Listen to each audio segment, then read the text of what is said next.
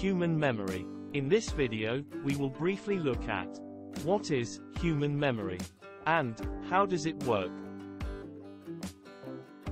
From the moment we are born, our brains are bombarded with information about ourselves and the world around us.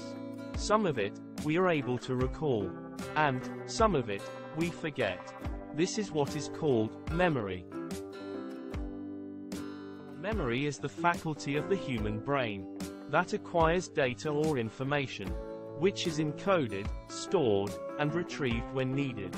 Memory is also understood as human information processing system. In fact, our memories make us who we are. Let us try to understand how does human memory work. Memory is thought to have three components, namely, sensory memory, short-term or working memory, and long-term memory. Each type has different capacity to hold information in terms of volume and duration. First is sensory memory. It takes information from the environment through the human senses of sight, hearing, touch, taste and smell. It has infinite capacity for amount of information. However, information is stored for only 3 to 4 seconds. But if attention is not paid, the sensory information is lost forever. The second is short-term memory, or working memory. Working memory is, in fact, our conscious memory. And this is where the memory processing happens. It can handle limited information at one time. That is, an average of 7 units of information, for a duration of maximum 30 seconds. The third is long-term memory. This is where we store all the information, so that we can use it later, when required. The capacity of long-term memory is unknown, or is infinite. And the storage of information is permanent. The human information processing system has 3 critical stages, namely, acquisition of information, encoding of information, and retrieval of information. To acquire new information, the starting point is attention, or focus. Now, let us understand how memory process works. Sensory memory acquires information from the environment.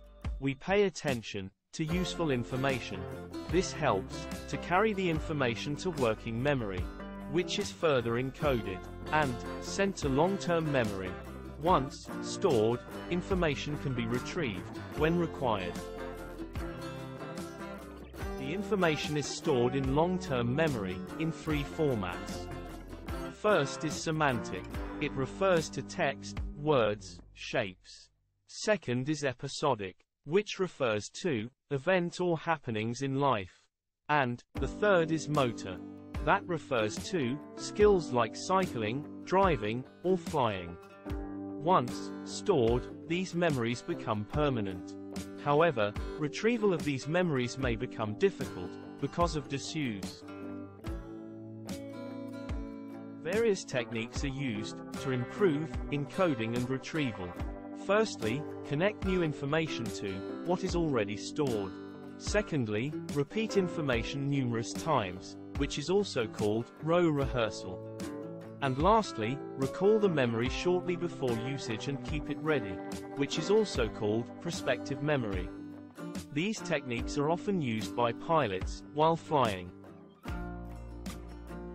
Forgetting. This is a common phenomenon.